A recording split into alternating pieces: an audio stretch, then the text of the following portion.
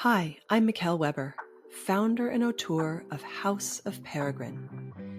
Expat, immigrant, pioneer, none of these were a fit, but Peregrine describes what we are all about perfectly. Those that craft their life story with intention.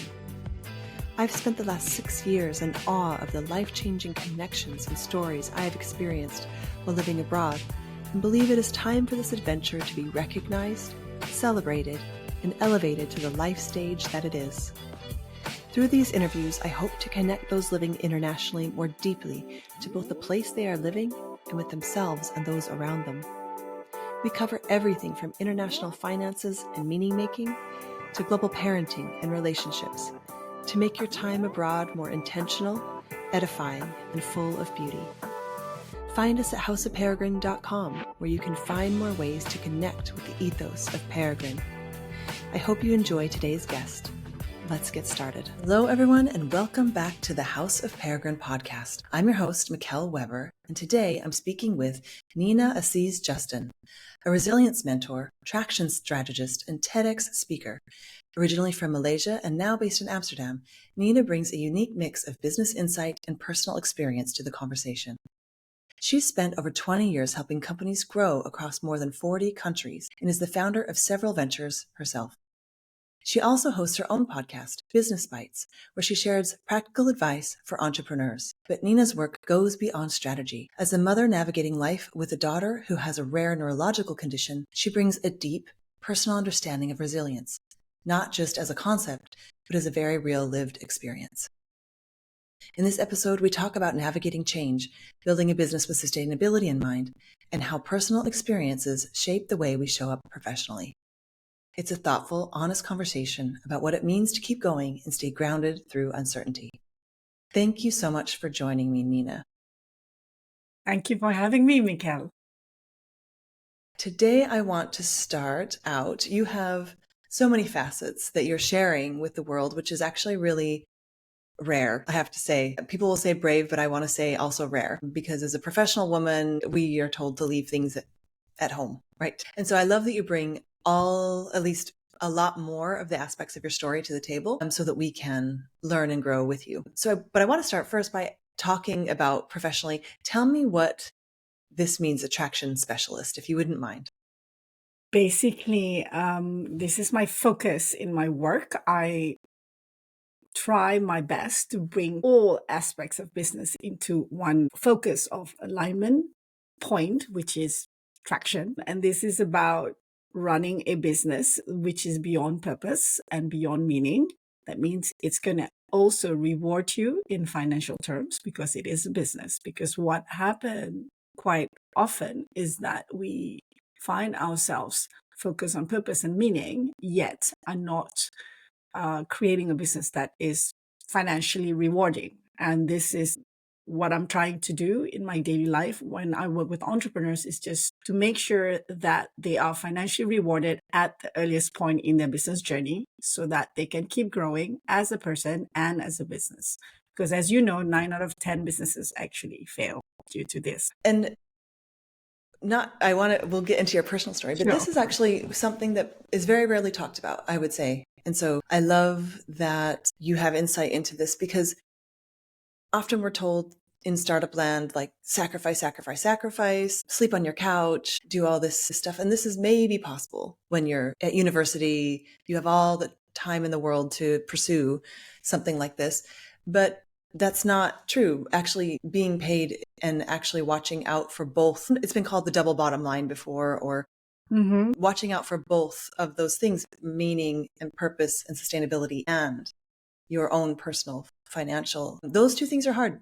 They're on two separate sides of, it can be seen as they're on two separate sides of the spectrum, but I think you might have a different answer. I think they are connected because you cannot call your work a business if it's not going to be financially rewarding, because ultimately, yes, you will learn a lot, you will grow a lot, you will experience a lot, but you will not be able to have that as something that you can continue to grow and build over the years. Also for your own sake. I mean, obviously, some people started a business because they have a very deep pocket. But is that really a business? We can always accept that there will be a period when you will not be making a lot of money.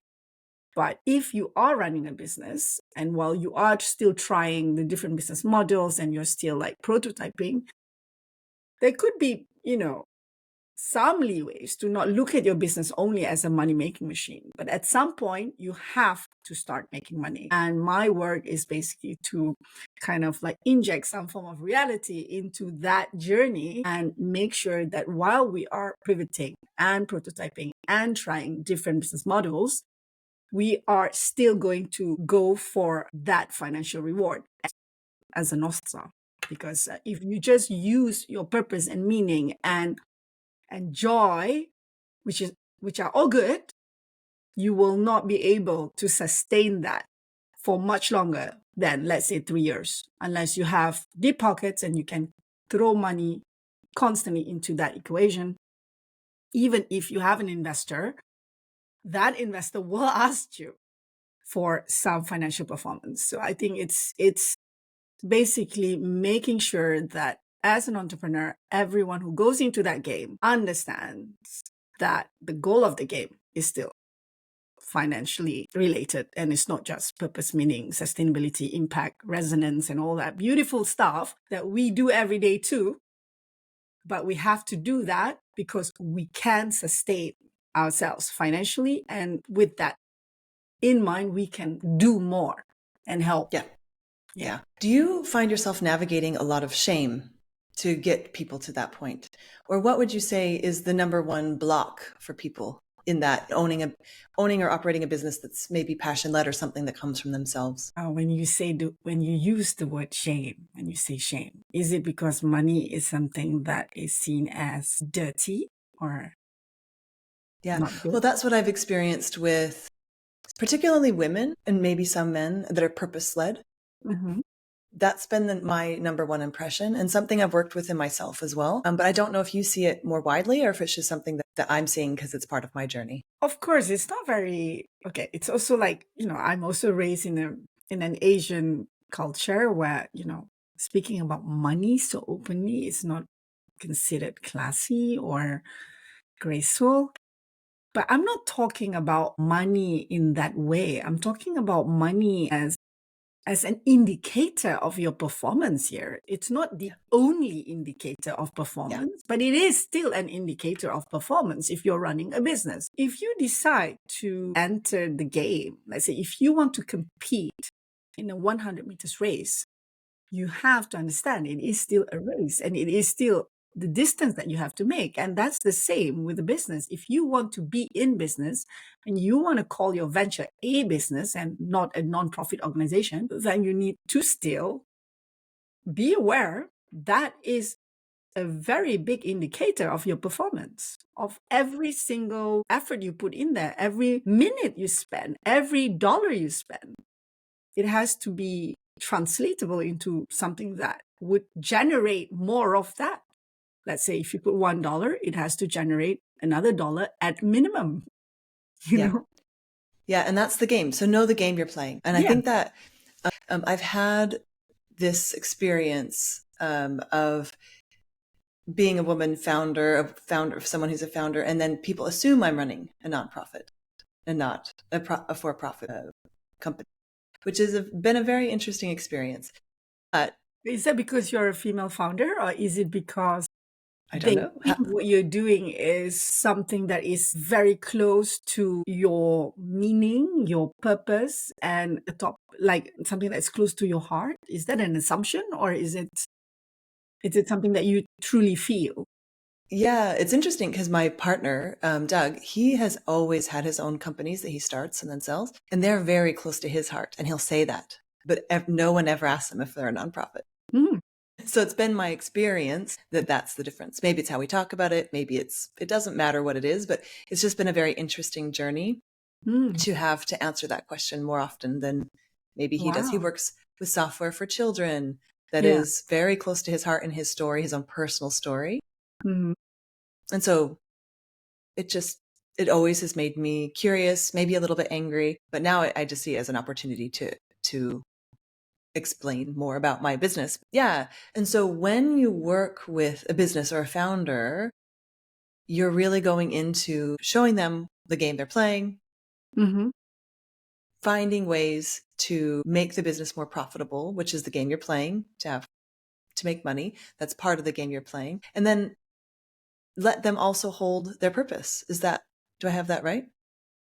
Well, your purpose is always your starting point, right? You can't do anything well unless your heart is in it, right? So there is no question about the purpose and the big picture. But we're talking about systems. We're talking about mindset. And if you have a really big dream, but you have no system, you don't have the right mindset, you don't have the tools to achieve this dream.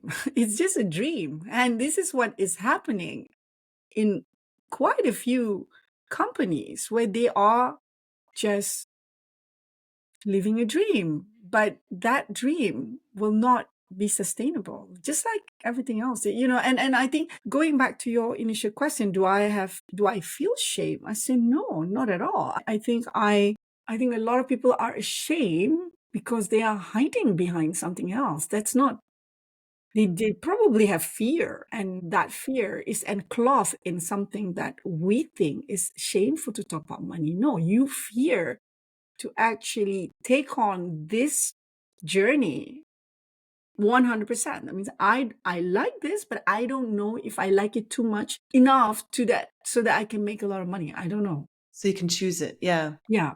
Yeah. And I find that owning that from myself, saying like, no, I'm in this to make money. Like that's really hard to say and really hard for people to hear when that conversation comes up. And so I think it's just really interesting. So that you can do more, you can do bigger things.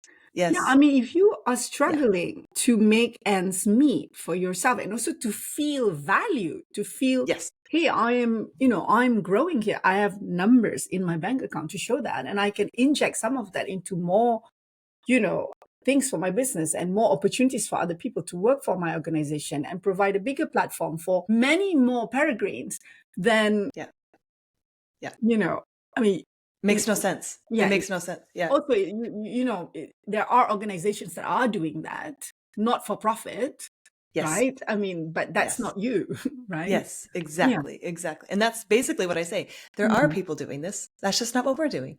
And it's important and I respect it. So I want to back up because you have so many rich layers of your story. You've worked in startups for a very long time, like in a really which I love how you're speaking from this place of wisdom and getting people to the next level, because you're right. It does have to start with passion. That's a really good place to start a startup, but then it has to change. And you've seen the result of that not changing, and it's not pleasant. It's not good for anybody. Sure, you learn lessons, like you said, but you also have this really rich experience. So you have that experience you're bringing to the table. And then you have this experience of living abroad most of your adult life. And so we started out with the business stuff because I'm super eager to get into that with you.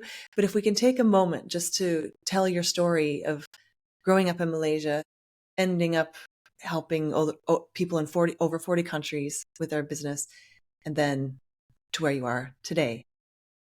Okay, so we'll start from ground zero. I'm Malaysian, so I've been raised in a sort of a progressive Muslim family where faith, family, freedom all kind of mix into one. I have always been encouraged to be independent. My mother has always been a career woman, so I do not have another role model as a mother.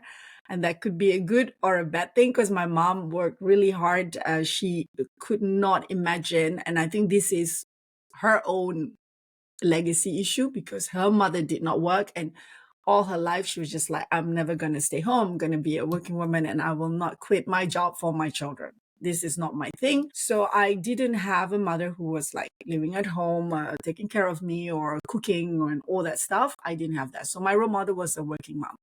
So I was raised with that, despite the fact that obviously I have the strong Asian stroke Muslim values. It's still quite loose in my case. I was raised with honor and grace and also not forgetting my roots. But Apart from that, you go girl, basically. So I've always wanted to go abroad as a child. I don't know whether that is an ancestral thing or is it because my mom has a younger brother who studied in England, and he gave me, when I was 6 or 7 years old, a little pencil case in the shape of a double-decker bus. It's like a red pencil case. And somehow that just planted the seed in me. I wanted to go and study in England. So I had that in my mind, like, okay, this is what I want. I want to go to London to sit on the double-decker bus. And I thought, I'm too young to even introduce that topic to my parents, but I had it since I was young that I'm going to go there and study that, because I didn't know that you could do anything else because my uncle was studying in England. So I was like, I'm also going to go there and I'm going to sit on this double-decker bus, which is what I did when I made it happen. When I was 18, I arrived in London, and the first thing I did was actually went on the double-decker bus, because that's what I always wanted to do since I was a kid. So there is this deep yearning for seeing the world. And I think studying in England gave me that additional layer of living in a multicultural environment. London in the 90s, London has changed now since Brexit, but in the 90s, it was different. I mean, I would sit on the tube to go to uni next to people of different races. And I really enjoyed that very, very much. I just felt like I could be more than just what I thought I was. Not that I was small and there was nothing wrong with my culture. I wasn't fighting a war. I was not looking for economic gains. At the time, the Asian economy was booming. I would have had a leap in my career if I had gone home. But I remember when I graduated, my parents were like, yeah, isn't it time to come home? And I wanted to go to France. I mean, my husband's French, but I didn't know I was going to marry a French guy at the time. And I was like, no, I want to go to France to study French. And they didn't understand. They were like, why? Why do you need to speak French, right?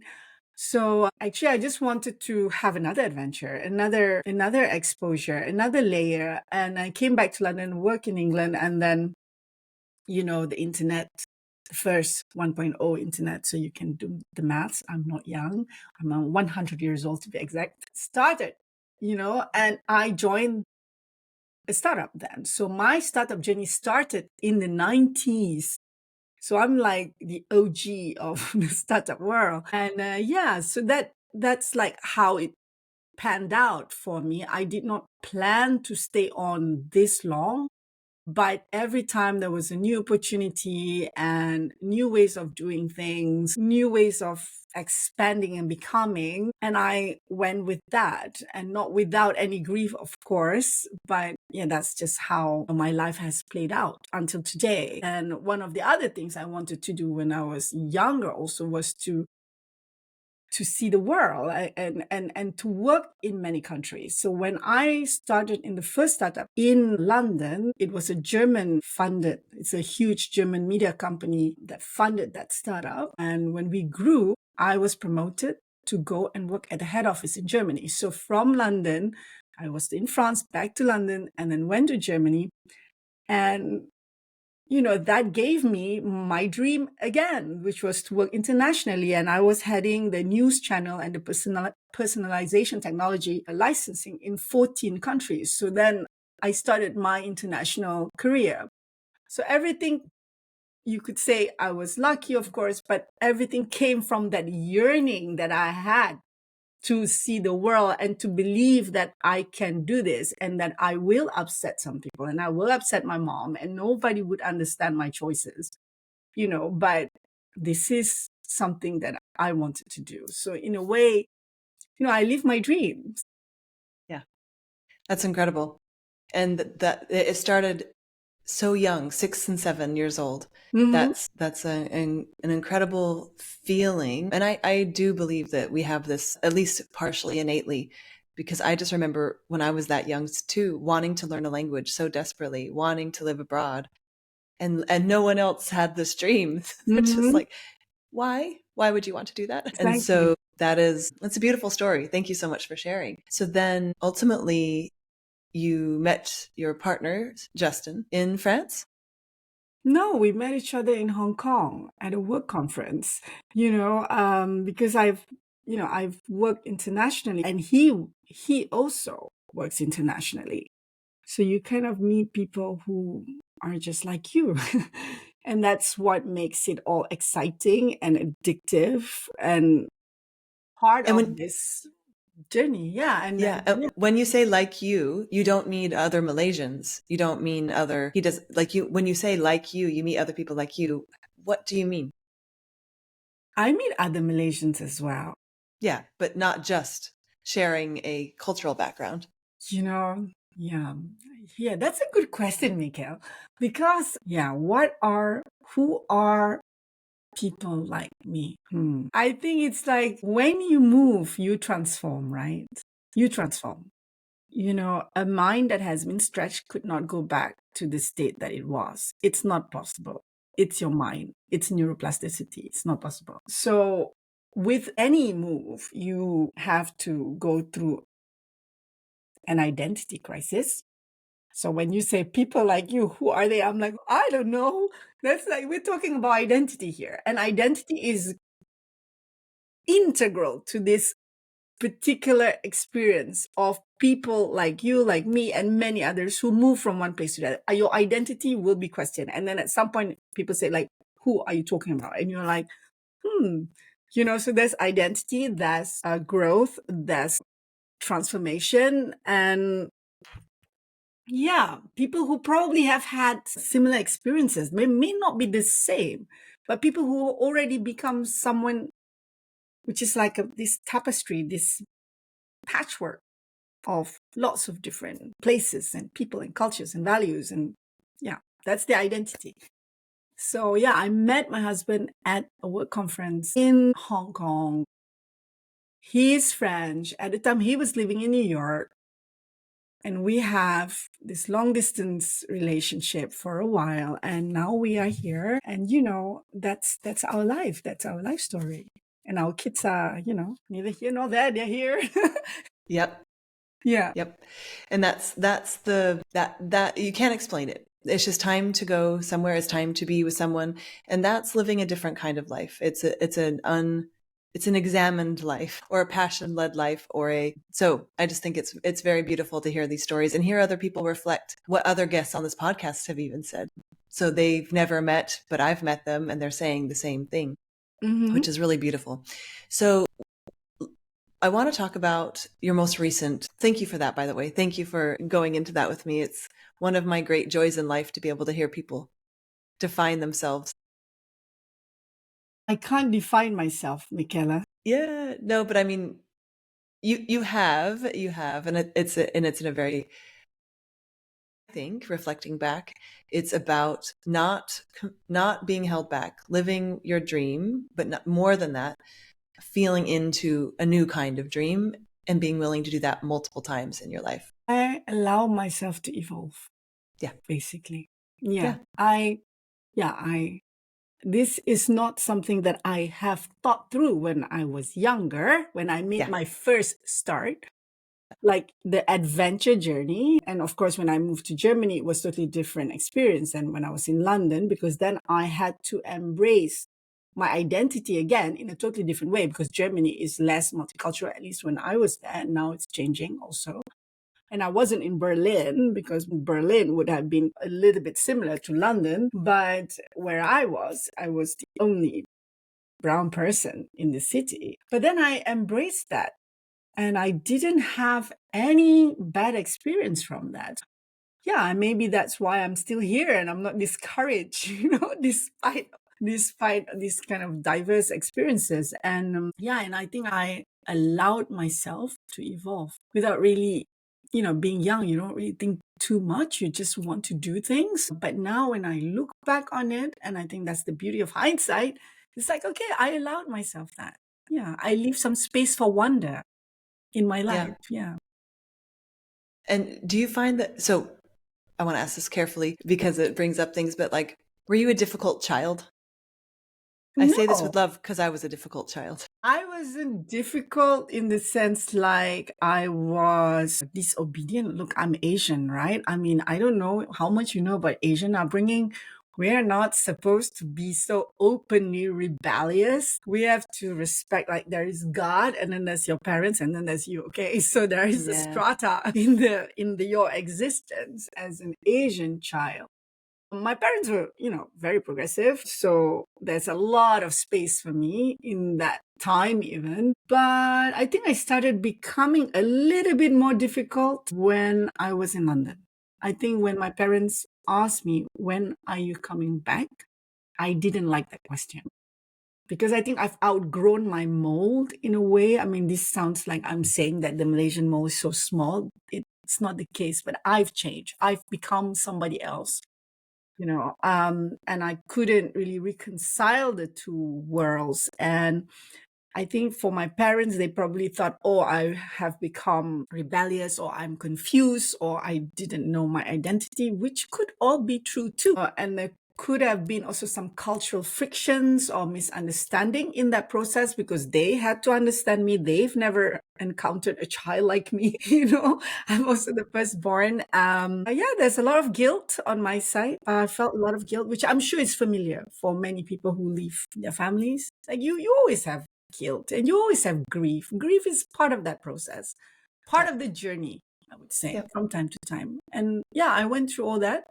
And it became harder for them when I decided to marry a foreigner, when I have my children abroad, because suddenly the ideas that they have of me ever coming home again is diminishing as the years go by. Yeah. So their dream is having to transform as well. Yeah. I mean, they had to allow themselves to evolve too. Yes. Yeah. And that's the fun of being you don't even have to be a cycle breaker, but someone who's allowing, at least in my own personal journey, has been a bit of a crucible of allowing yourself to evolve, has been a crucible and a constant theme in my life. So when I meet someone who's also been through that, and it seems like it's just been not as much of a crucible for you, it makes me just so happy to see. Well, now telling this story, and we're on this podcast, and, we are all TED speakers. It sounds so polished and nice, but the process, the little steps through this journey has not always been smooth. Yeah. Yes. No, it's not smooth. When you're in it, you have no idea why you're in it. But then when you step back, so let's talk about so I've never had a fellow TEDx speaker on the podcast. Really? So we've both had that experience, which is another, I don't know about you, but it was a life changing, affirming, destroying experience that then built back into something else. And so tell me, I want to hear about yours. We can include your talk in the show notes, but tell me what it was about. Well, in my TED Talk, I spoke about resilience, which is my brand, of course. I call myself the Resilience Mentor, and it's actually not a brand that I came up with on my own. It was developed by a branding agency based on my life story and so on. And it was to differentiate myself from other business coaches or mentors or whatever consultants. So I'm really specialized, and my thing is about resilience building for sustainability.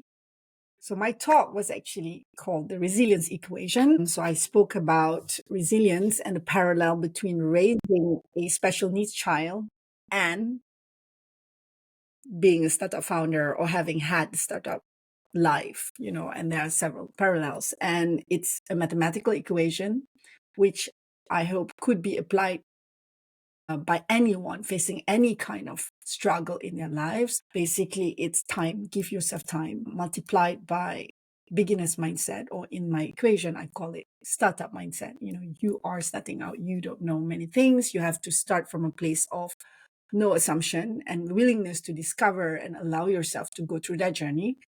And then, close bracket, because it's a mathematical equation, to the power of incremental action. So it's like taking little steps, incremental steps, doing small things. It's basically the principle of habit and learning. You learn, you rewire your brain when you do it repetitively and in small steps. So there are stories that are woven into this equation, and that's really based on my startup life and my journey raising my second daughter, who is a special needs child with a rare neurological condition. Because no one could have helped us, because when she was diagnosed, she was 1 in 21 in the world. So in the Netherlands, they were just like, yeah, sorry. I mean, you can tell us how she will develop. You can come back and feed your information into this system, but no one could help us. And when we were trying to place her at school, they didn't even know where to put her. Like, which school do you want to put her into?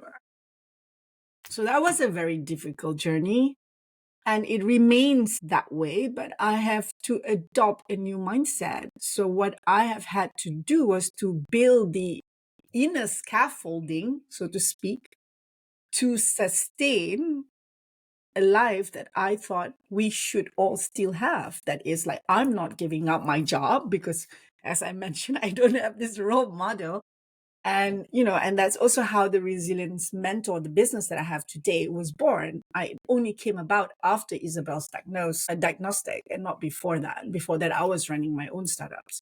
And, I think that's what I meant by allowing myself to evolve, because, that's the journey. I mean, and I don't think you need a special needs child to learn that, or you need anything catastrophic to happen to you. I think it's in a small way and in a big way what we should allow ourselves to do every day, to build this inner scaffolding by giving ourselves time, learn with the view of like, I don't know everything. I can still learn new things, and I can do small things and build on that. And so that's the whole talk, basically. Amazing. Well, and it occurs to me as you're speaking, and what I hear reflected is that you don't have an area of your life where you're not applying that. Because when you're going to a new country, you have this equation works. And you've done this many times, starting in a new country. When you have a startup, this is essential. And when you have a special needs child, or even just being a parent in general, this is a very sustainable way of going through being a parent, because you are doing everything for the first time. But having a special, like your story is so specific in having no road. You have no path. You are making the path. And that's incredible that that's playing out over and over in your story. There is no path. You're making the path. I think for many people, this is the situation. It's just that we believe, let's say, when I was raising my first daughter before Isabel came, Camilla, I thought I could do that easily because she's a neurotypical. But every child is unique, right? And you are different. Also, you have to combine your work, your dreams, your relationship with your husband, or you move to another country. There's always a new mix in the equation. Yeah, and I think one thing that most people forget is to give themselves the time, the luxury of time, because we are often fed with this idea that if you are smart, you could figure it all out. I mean, no figuring out sometimes, it's on the job. Yeah. And it occurs to me that this is actually what you're bringing this home, actually helping businesses become businesses, having the capital they need, being profitable, is actually giving them more time. That's what you're actually, part of what that is giving them more time. And that feeds into this equation that is pivotal to your success and that you're sharing with others, which I think is just so beautiful and so beautifully woven. And it comes from a place of deep knowing, which I think is, I think it makes you stand out. Yeah, well, thank you for saying that. I appreciate that. But to be very honest, all I know is that we can all have micro joys. I don't go for big joys now. I mean, that would be a bonus, but because I know we can all have micro joys, I focus on that. I mean, and I don't have this idea of hassle-free life anymore. I mean, my life is not possible for me. It's not available to me. I hope for other people they can have that, but I also believe I wouldn't have grown. And when I look at my life journey, I think when I have switched somewhere where it's called self-development at scale, it's like a whoop, take that, was when Isabel was diagnosed. And that was really hard, and I had to embrace that. And it is yet again another journey. But it got better with time, for sure. And would you describe these micro joys as part of living with resilience and vitality? Like, is there a point when vitality goes into the equation, because I think, at least in my life and in Mhm. startups and in parenting, resilience is sometimes translated into everything's hard all the time. And when you say you're injecting these micro, allowing or planning or expecting these moments of micro joy, that leads me to wonder about resilience and making sure that we put that in the equation. Yeah, yeah. Do you really believe that we should expect things to be hard all the time in a startup? That's what I've seen, and can be a trap, is that this is, if we're not having a hard time, if we're not strapped for money, if we're not going after, if we're not growing, and this is sometimes fueled by Mm, investors too. If you're not pushing as hard as you can, you're not going to meet your potential. You're not going to be able to compete. And vitality is not in the equation. It's not on the balance sheet, right? And sometimes not even a large enough paycheck for founders is on the balance sheet for some investors. And of course, that's changing. And so I think it has potentially been part of startup culture, that being resilient means that you're striving all the time. you suffer. Suffer. Yeah, Yeah. yeah. I refuse to accept that because I believe in the power of my mind. I have proven cases for the power of my mind now because, I said I wanted to do this and I had the chance every time, including, speaking at TED. When I saw you on that stage, like a few weeks after your talk, I had a coffee with you, remember? Yeah, And I I was do. like, it must be quite nice to speak at TED. I really want to have that opportunity one day. And the year after that, I spoke at TED. So for this, I think your mindset is so important. Your mindset is part of that inner scaffolding for resilience that you need to build. Expecting suffering is dangerous. I think you can expect the journey not be as you envisage because that's who It knows? never This is is. It startup never life, is. right? But expecting suffering, that's a big, powerful thought. I would expect joy, okay, just to change the mindset. Like there is a little, or there are plenty of micro moments of joy. You expect first year, second year to be trying, but you do not expect suffering. Yeah. And I love to hear you say that so much, because I've been saying it for 20 years. This is just toxic mindset. I cannot encourage that because that is Yes. not a growth mindset. Yes. But it's also suffering for high financial payoff is a potentially uniquely American belief. Really? But And how that, often does this happen? How often does this big financial payoff happen to people who expect suffering? yes, I think there's something in the zeitgeist, and we don't need to go, like, Mm, I can go into the mm, collective mindset of mm, a lot of things, but we won't go there today. But I do think that there is a very important part of building something that is completely custom, completely based on your life. That includes moving countries, having the relationship you want, having the business you want, having the life you want, is never going to be just smooth. And so this resilience that you're speaking of is an incredibly potent, if not essential, part of being successful, whatever that looks like mm, for you. mm, And so having a custom life, I always call it having a custom life instead of following the path that others have mm, laid out for you. And that's in business, in partnership, in life, and where you live. I think it's such a beautiful thing to know you're going to have to mm. cultivate if it's not in there innately.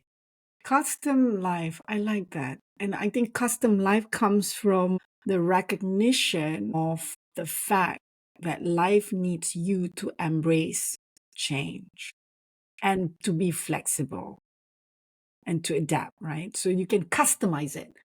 What the essence of the word customize means you need to adapt it to something, right? Yes.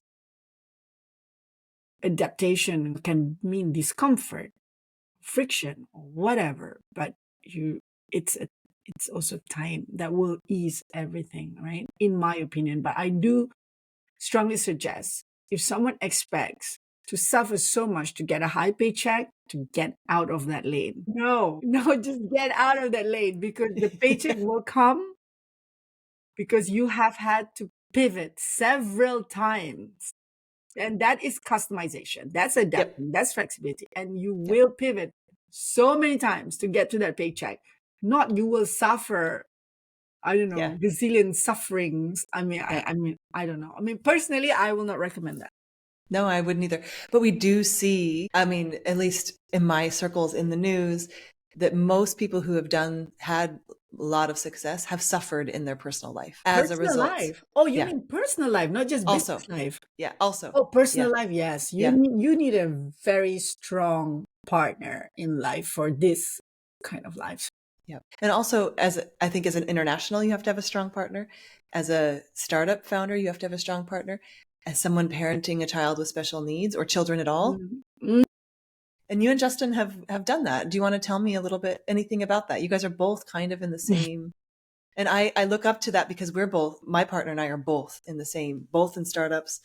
And that is unique. It's usually one stable partner, one startup founder. You guys definitely have done it too, right? I mean, you uprooted your whole family to a new country, put your children through a new system, new language. You didn't know anyone here apart from maybe one or two people. I don't know your background story, but I have to be very honest. I mean, David and I, we are very, very good, solid partners in our life journey. But it's not because we always are on the same page. It's just that we both understand each other's power. We understand that. Pause there. I thought you were going to say the normal thing. We communicate, we share a vision. Those are important. Say this again and please explain this because I believe no one in the world has ever said what you're saying. Really? We understand each other's power. And if they have, we're going to say it again. And it's going to be Nina Justin because we understand each other's power. Please talk about that. That is an amazing thing to say. I haven't really thought through that when I say that, but I'm saying exactly how I feel about my marriage. I think my marriage is not perfect. We are both individuals. Thank God it's not. Thank you so much. We're both individuals, but we understand each other's power, and he knows who I am, and and I know who he is, and there's no gray zone there. I mean, we're clear about that. And right now, and for the longest time, he knows that I'm an entrepreneur. I cannot go back to corporate world. I have been there. I'm not doing it again because that's not where I would shine, and that's not where I feel where I belong. Okay, I may not have a place where I belong, but my home is within, and that is where I am. I need to be here. I need to hang out with entrepreneurs. I need to constantly do things and be challenged mentally. And he has a bit of that too. He's also an entrepreneur, you know that, but he's also better than me in other spaces. As parents, we are both with the same values. We are not from the same culture. We are not from the same race. We grew up on the opposite sides of the world. He is from a really strong Catholic family. I'm from progressive Muslim family, but we have the same values. Wow. Yeah. And that is a normal thing. Sharing values, that is a normal. Oh yeah, definitely. Like whether you come up with them or you come with them. Mm-hmm. That's normal. But how does this value this having the same values play out when you're both pursuing really intense things in your career? Or is this a knowing that you'll step up for the other once it calms down? Do you structure things a certain way? There's no map for this. I have to say, there's no map for this level of collaboration in a professional life with startup founders, too, in a marriage. A journey without a map. That's indeed how we should describe this journey. Yes. Your journey and mine. Yep. Some call them trailblazers, if I can say that about myself. Something that I've been very reluctant to accept as something. But yeah. We can own that. It's okay.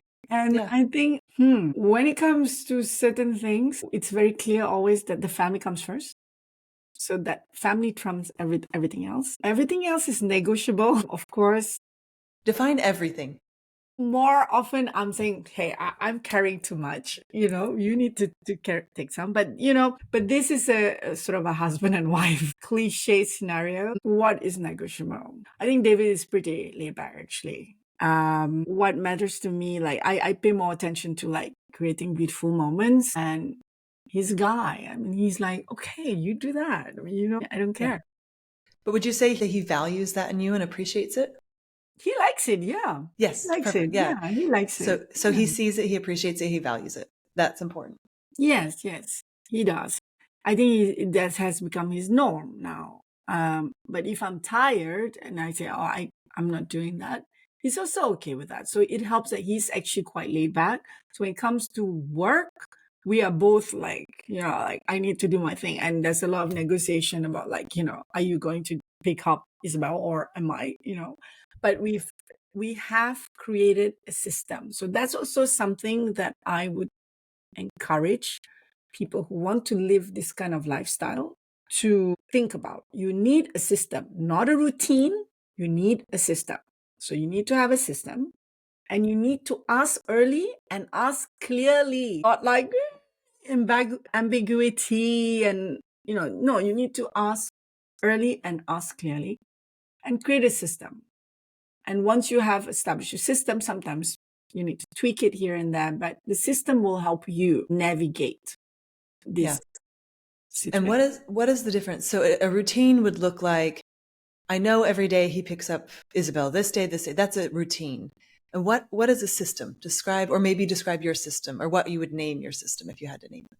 You need more than just you pick up Isabel that day. Yeah. So you're not talking about logistics. That's not what you're talking about. No. This is talking about, is it talking about values, talking about limits, talking about goals, and then making a system around that, which looks like my work is non-negotiable. Your work is non-negotiable.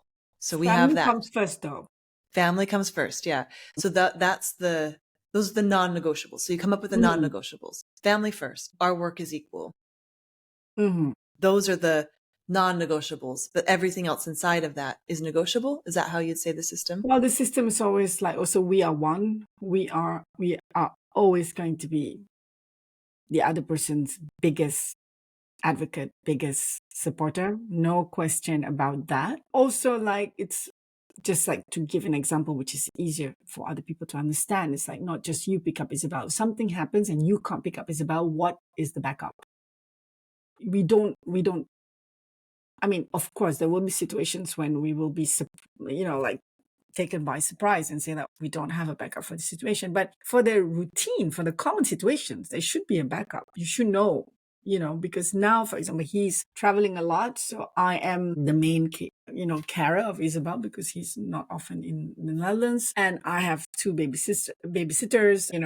There is a system like he would check, like, if I'm okay or not. You need that. You need the check-ins every day so that we don't grow apart and we just, acting like co-parent or co-financiers or co-living partner, because that's easy to get into without realizing what we're doing, especially, when we both are, redriven. Yes. Yeah. And that has been one of this happens with every relationship where your romantic relationship can maybe be subverted and then maybe brought back to life. But when you're operating at this level of, again, this system, your romantic relationship has to be put in that system, I think. Yes. And that's not date nights. That's not, I mean, maybe it is, but it's talking about fidelity. It's talking about all the very uncomfortable things that if you're in that well-worn path can be assumed.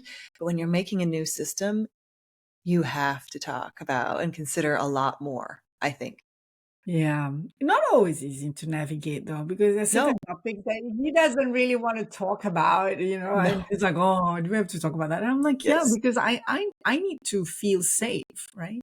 And it's not like we have to talk about it every day or we have to talk about it all the time. But when I need to talk about it, or when he needs to deal with some situations or some topics, because I am his number one supporter, I need I need to buy into that. And it's not just to assume that I'm just going to do whatever, you want me to do.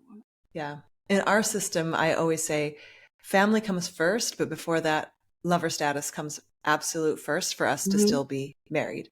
Mm-hmm. Because we can do a lot together. We're each other's biggest collaborators as well, Mm-hmm. Mm-hmm. sometimes professionally as well. And so for me, family comes second, honestly. And Okay.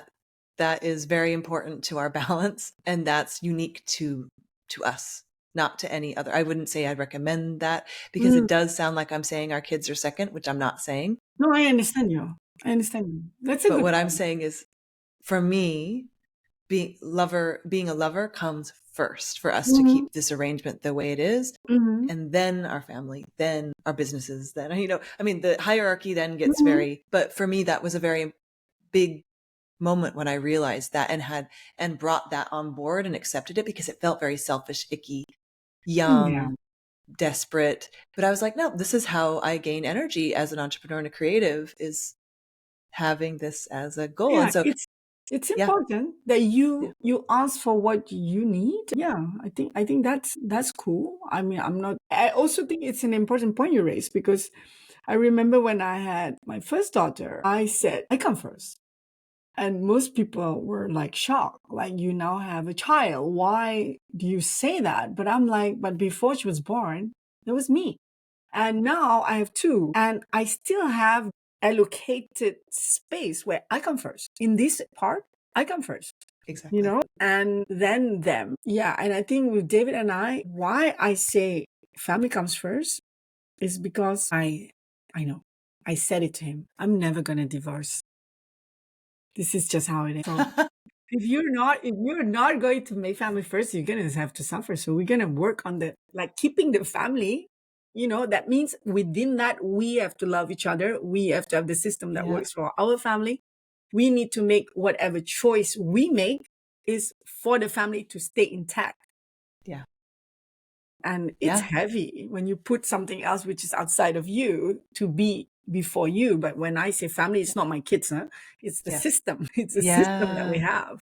Yeah. That's All of beautiful. us is a Yeah. part of that. That's so beautiful. And I love in this space of creating a custom life and a custom system that words mean different things Mm-hmm. in your system. Your system has unique names. And I love that. And I think any couple or family who's navigating moving abroad or having an entrepreneurship or having it's very beautiful to me that we get to make our own systems. I think that's True. that's probably what I'm most proud of in my life. Yeah, is, that's so is true. is that system, and everything grows from that. Honestly, anything we do lives or dies by the strength of our system or our custom created whatever we're creating together. And I think that for me also needs resistance or resilience, Mm-hmm. Mm-hmm. and Yeah. having that within a romantic relationship is not also a skill that we have, and it breaks a lot of marriages up Oh, yeah. when you move Definitely. abroad or have a startup or have a child or a child with special needs. Like any of the subjects that we're talking about today need this equation. Lethal combination, Yeah. It's like, Yeah. how do you play with fire? No, no, no. We don't talk about how. We talk about how big is that fire now. Yes. Yeah, I think, yeah. As we have mentioned before in this conversation, we have to allow ourselves to evolve. And that whole system keeps evolving too. And kids grow up, and we will go through stages of life where we will have different needs as well as a couple in a couple situation, as a person and as a woman. I think, now I have different needs than I did before. I mean, like after like you hit 40, you want to ground a bit more and stabilize a bit more. And then you start thinking about legacy. You start thinking about, what do I leave behind? What do I want still in my life? What do I still want to create? That again, in the relationship dynamic, both of you have to find each other again. And I think one thing that David and I constantly try to do now at our age is to find each other through this. His remaining years, what he wants to achieve, what I want to achieve, and then how do we make this system work for us? So that is like never going to finish. That's like work in progress. Yeah. And it's beautiful. It's actually very romantic, I think. And it can be a lot of things, but it's very romantic and not easy. And I want to ask you one last question, and it's a big one, so forgive me. How do you define success? Oh my goodness. I know. I'm sorry. It sounds like a question that I should have expected, right? Because we are both like, podcasters. So this is not unusual, but it's like one of those situations when people say, can you tell me a little bit about yourself? And because you're so multi-layered, you're like, which part do I start with? Like how do I angle this story? Because I could come from different places. So how do I define success? In the context of this conversation, I would use a quote that says, if you travel far enough, you will meet yourself. So I think that would be my definition of success. I don't know. Is that so deep and so That's philosophical? beautiful. No, it's beautiful. It's beautiful. So thank you for sharing it on short notice. Yeah. Thank Yeah, you. that's You're beautiful. welcome. Yeah, I think I'm still in the journey of definition, and I still am traveling, not just outwardly, but inwardly. And if I travel far enough, I will meet myself. And that will mean I am successful. That's amazing. And I hope the journey never ends. So that is delayed success, Mikael. No, but the journey of finding of allowing yourself to change is innate. And so I hope Yeah. it's a pleasure-filled one, I think. Yeah. And we shall continue to leave some space in our life for wonder. Yes. Very cool. Well, I have so much more. Like, I feel like we could talk forever. So this is like about any number of things that we have in common and we don't have in common. But thank you for sharing your story today. I want people to feel like they can reach out to you for the right purpose, which would be many, but professionally. Who is the right person? If someone's wanting to have a mindset shift within being a business owner, describe your ideal person who would reach out and work with you? My ideal client is someone who has already a business model, because not having a business model and staying in that foggy experimental area it's not like I can't help them, but they will not benefit from my strength at its optimal level, which is doubling, multiplying your revenue. So if you are already there, you have tested your business models, and you just want to ramp it up. So that would be my ideal client. I'm almost system agnostic because I look at the mechanics of a business, and yeah, it doesn't matter about the age, the faith, the color, the gender. I mean, that sector. Yeah. So it sounds like not an early stage founder, but maybe a scale up founder. But yeah, anywhere between 2 years and let's say 8 years would be my normally like the ideal client profile. And most of them range from a solopreneur, which is not really where my sweet spot is normally there is a team of at least 2 to 5 people and a 70 people company. But I'm also not getting myself involved with bigger companies simply because the way I work is I act as a co-entrepreneur in that particular phase of the project. So I'm sitting with the founder as if it is also my journey and my project. And we look at it with that level of commitment and ownership from my side. So that's just how I work. Otherwise, I'm too detached and I'm just like giving theories or giving ideas, but not really rolling up my sleeves. That's not how I work.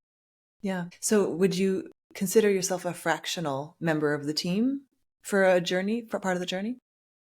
One could say that, but I don't take on a title for the company. Okay. Yeah. Cool. Yeah. Yeah. But yes, a fraction I'm always on some form of retainer. So yes, that could be a fractional work. Cool. Yeah. That may be getting into the weeds, but for the right people, it'll be helpful to hear exactly if they resonate with you, who they should be. Cool. Well, thank you so much for joining me today. Thank you for having me. It's been a pleasure to talk to you and to go deep into certain topics. I mean, actually, you've asked me some really good questions. I'm like, oh, wow. Yeah. I hope so. And I hope people listening can also ask themselves the same questions. And I think you've shared with us some things that, again, like I said, I have never heard anyone say we know each other's strength. Power. Yeah. We know each other's power is you've just changed my life. So thank you so much. Thank you, Michaela. It's been a pleasure. Thank you. And thank you everyone for listening. I hope that you've enjoyed our conversation, and please feel free to go to houseofperegrine.com to check out more of what we're doing with people living abroad. Thank you, Nina, and I'll talk to you very soon. You're welcome. Okay, that's it for today. I hope you've enjoyed our show. For the latest insights on living internationally, join us at houseofperegrine.com to find out how you can connect with our community. Let's craft our life story with intention together.